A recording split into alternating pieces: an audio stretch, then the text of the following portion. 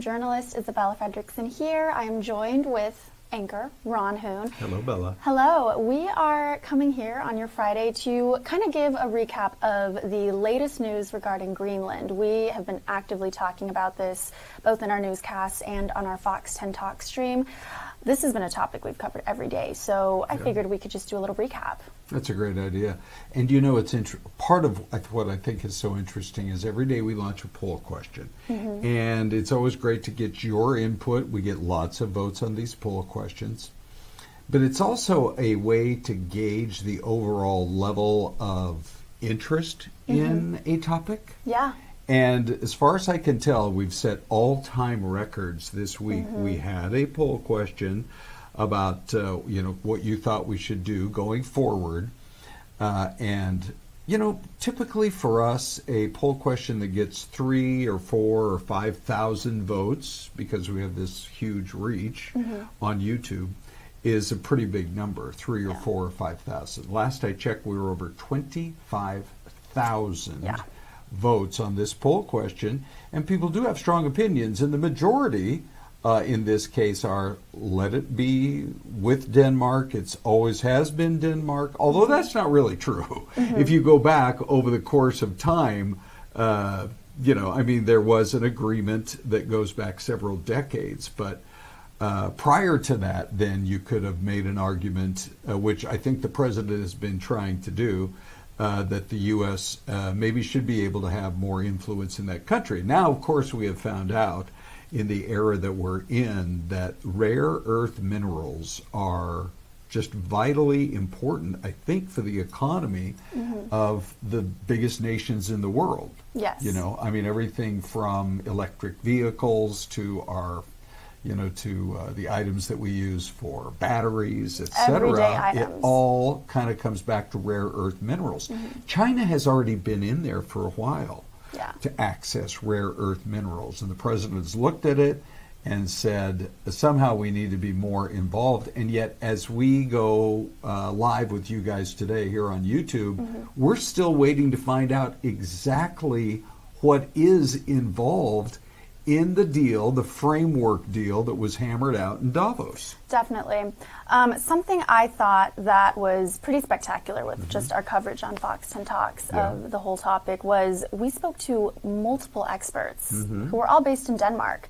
And they gave us an insight on what people over there were thinking, what people over there have been saying. And I pulled all of those bites over the last few days.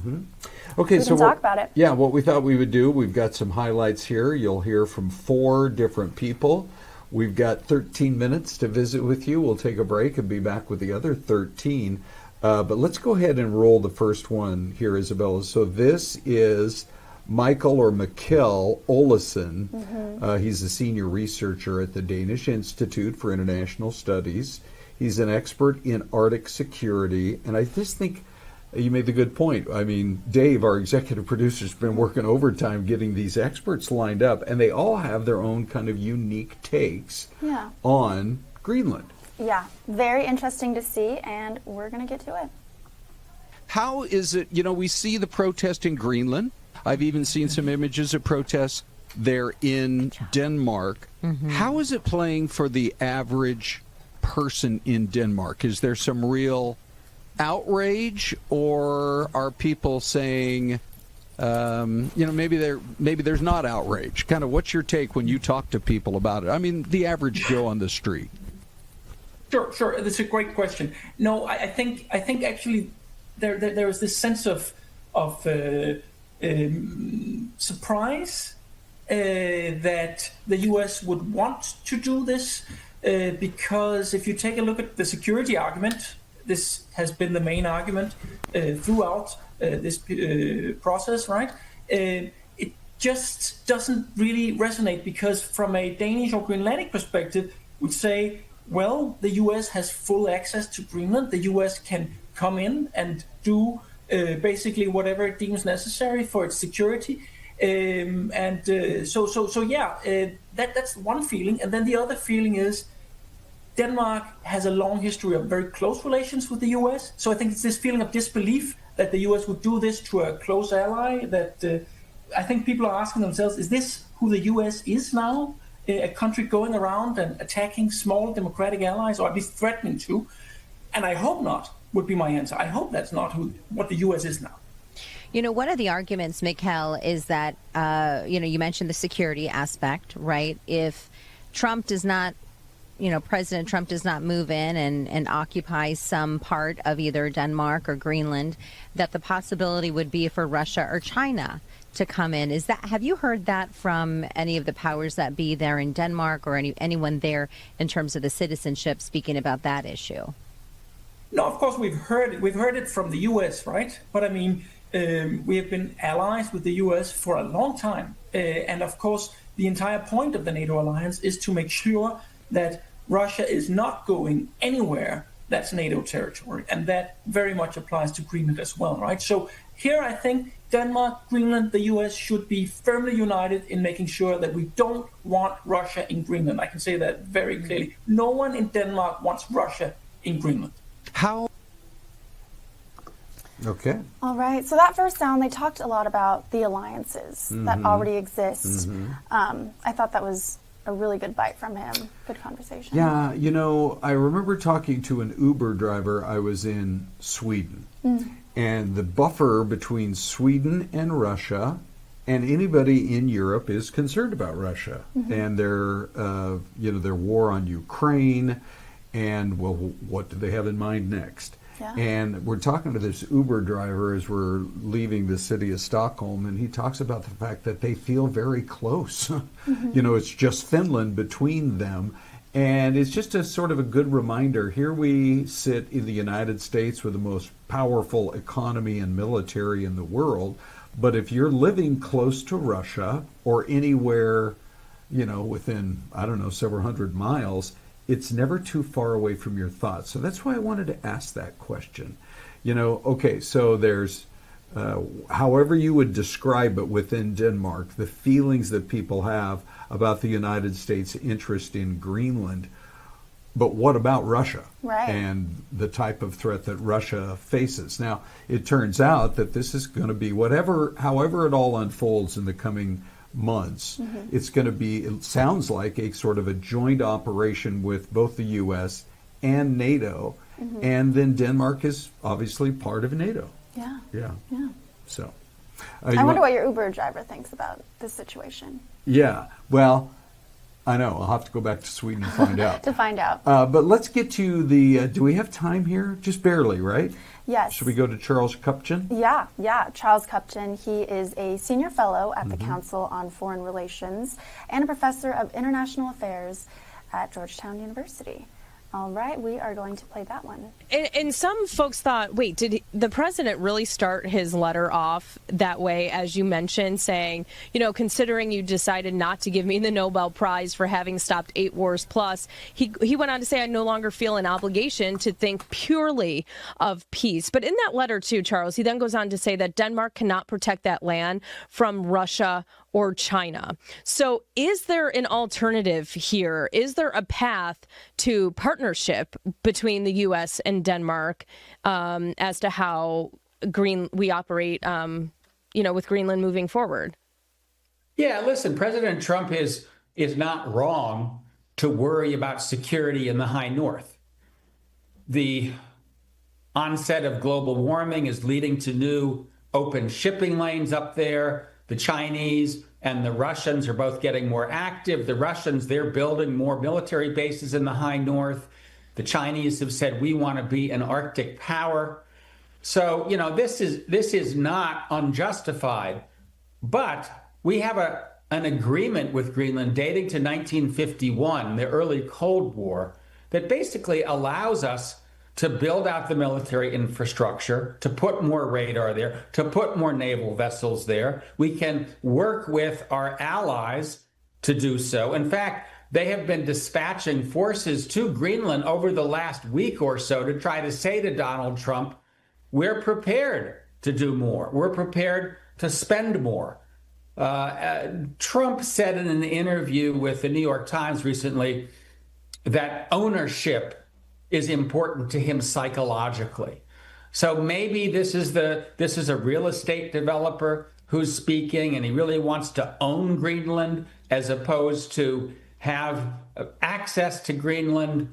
But let's hope that this dies down, because if we actually do see Trump implement new tariffs on Europe, I think Europe will respond in kind, and we may be going down a slippery slope toward perhaps some kind of irreparable bust-up with our best allies in the world. How do you see it all playing out? I'm sure you've kind of tried to think through this. Is this moment in time? Where are we going to be? 6 months, a year, maybe even longer? Ultimately, does it result not in a real estate deal where we pay whatever, $500 billion to buy the country, and we just get more and more favorable treaties, et cetera, that would allow more access to U.S. companies, et cetera? The people of Greenland, at least for now, don't want to be part of the United States. Denmark doesn't want to let the United States purchase Greenland. And so to take it over, it would need to be an act of aggression, of territorial conquest. I don't see that happening. And so what I think we'll probably see here is some kind of gradual de-escalation, some way of lowering the temperature. But right now, we're in a weird and in some ways an unprecedented place. But the transatlantic relationship has survived the last 80 plus years. I think it's going to survive this. I hope cooler heads prevail, and it is important that we're beginning to see a lot of members of Congress, including Republican allies of the president, start to speak up. And I think that's important to getting this to a good place. All right. Well, that was from Charles Kupchan. Good sound from him. He touched on that these relationships have lasted for over 80 plus years, and he was hopeful. He had a hopeful attitude towards it all, that he thinks we just need to de-escalate the situation. Yeah. Things could be okay. Okay, so we are live right now on YouTube. Yes, we are. And the Fox Local app, but you can obviously come back and watch a little bit later. Who knows where we'll be a month from now, but we are starting to see some reporting about where the negotiations are today as we're airing this on a Friday. And we have a quick commercial. We'll be right back. Right? Okay.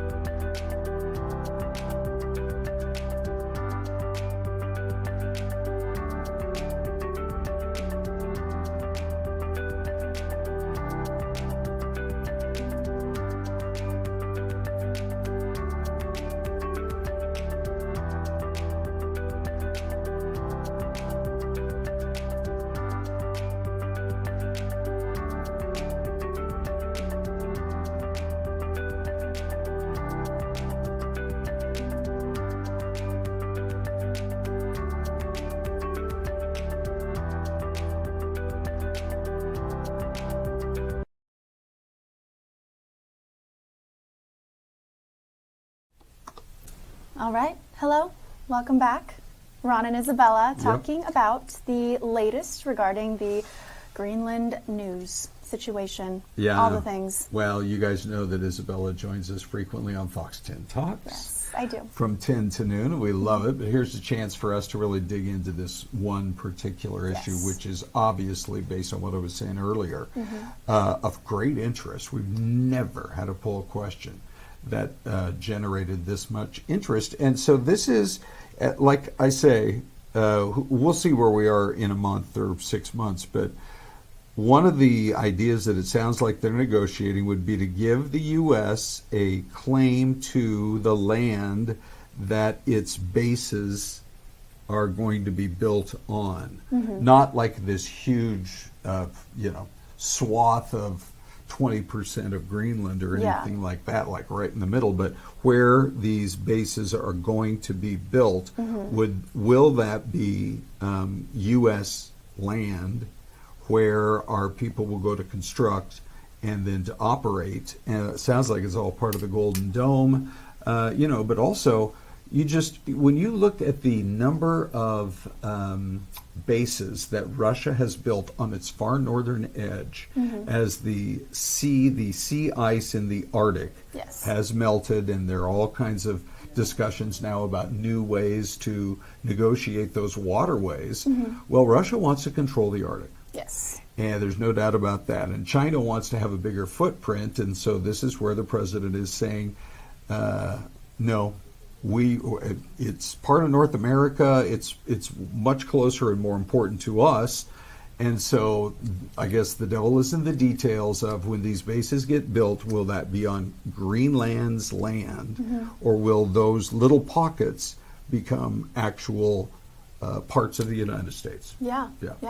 And I think we've moved away from this, at least as of today, we've moved away from the scary potential war, taxes, tariffs, to now more of a negotiations and talking to the lawyers phase. Yes, right. And that everything seemed to change in the middle of the speech that he was giving in Davos. Yes. When he said, I'm not going to be using any kind of military, particularly against a NATO nation. And now behind closed doors, in fact, it was soon after that he had his meeting with the NATO Secretary General. There seemed to be a little bit of a thaw there. So the fact that the tariffs were never put into place, and the fact that military action was taken off the table, I think was a big sigh of relief. But the president still says we're getting everything we wanted, everything we needed.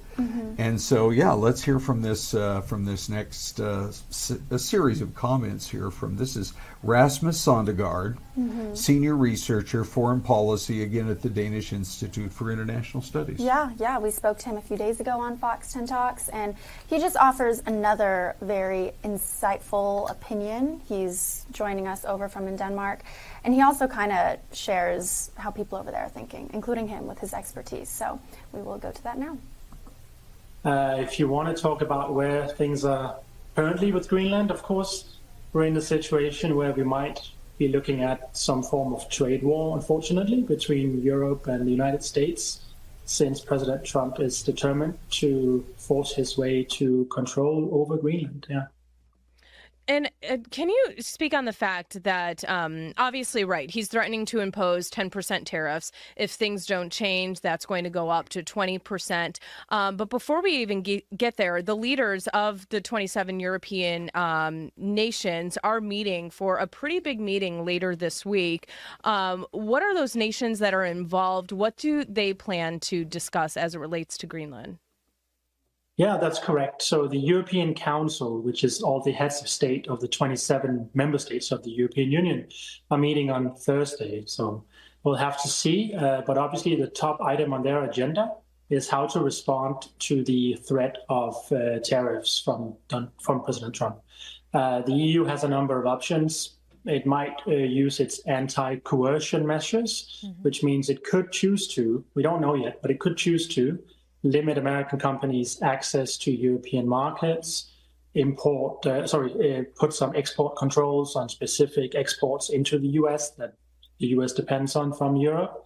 And of course, it could retaliate with tariffs if the US follows through on its proposed tariffs. Could be a show of force on their side. I mean, obviously, President Trump, in threatening tariffs, is obviously trying to impact economics there, but it could impact the U.S. just as you mentioned as well. Is there an alternative here, in your opinion? Can the U.S. and Denmark potentially work together, form a partnership in operating Greenland? I certainly hope so. And if President Trump is willing, the path is quite straightforward. So there's already a defense agreement between the United States, Greenland, and Denmark. It has been put in place back in 1951, and it's still in place. And it gives the US full access to Greenland for any sort of military bases, any operations, etc. It's also the foundation for the current US military base in Pituffik in northern Greenland. So there is a framework. If the three parties, Greenland, Denmark, and the United States, were willing to sit down and talk about it, there's certainly an option to build on the existing framework. You could also include cooperation on extraction of minerals, rare earths, etc. And I think there's also broad agreement in Greenland and Denmark with President Trump's desire to keep any Russian and Chinese influence out of Greenland. Yeah, very interesting. I also thought it was interesting. I think a lot of people are looking at his reference to the Nobel Peace Prize and the fact that he didn't win it last year, allegedly sending a text message Sunday to the Norwegian Prime Minister and basically saying, well, you didn't give me the Nobel Peace Prize, so I stopped 8 wars plus, and I no longer feel an obligation to think purely of that. I want Greenland. What do you think about that? Well, President Trump clearly feels that he deserves the Nobel Peace Prize, and it's not really up to the Prime Minister of Norway to decide, given that the prize is awarded by an independent committee on which the Prime Minister is not a part. So as much as the Prime Minister may or may not want to help Trump get the Peace Prize, it's not really for him to decide. It's up to the Nobel Committee. But certainly Trump feels very strongly that he deserves the Peace Prize, and he has been, I would say, campaigning pretty hard over the year, referring to all the other conflicts around the world that he claims to have ended. Now apparently not getting the Nobel Peace Prize is also one of the reasons why he is imposing tariffs.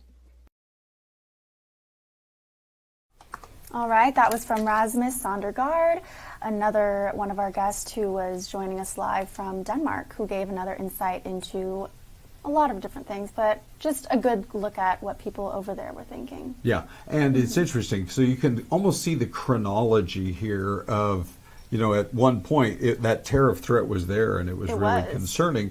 And I would gather that if negotiations don't go to the satisfaction of the White House, it's possible that, I don't think there's ever going to be military action, but that tariff threat might reemerge. Yes. Depending on how these negotiations go. So, yeah. Yeah, but we do know that as of right now, I think both the people of Denmark and Greenland are very happy that that tariff talk is off of the table, but they want to enforce that Greenland is not for sale. But at the same time, and that's what Rasmus was giving us an inside look on, they are happy to help the U.S. build some more bases, help with security, but they are not giving up their land.